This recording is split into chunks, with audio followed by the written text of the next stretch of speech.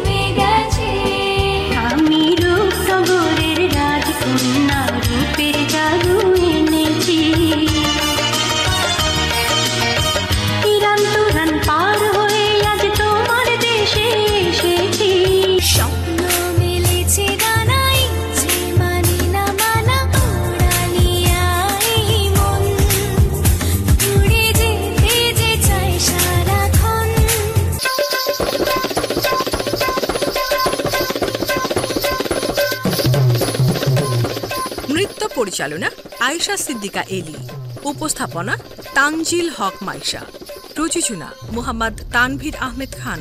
দেখবেন ঈদের দ্বিতীয় দিন সকাল 10:45 ঈদের এই বর্ণিল আয়োজনে বাংলাদেশ টেলিভিশনের সঙ্গেই থাকুন।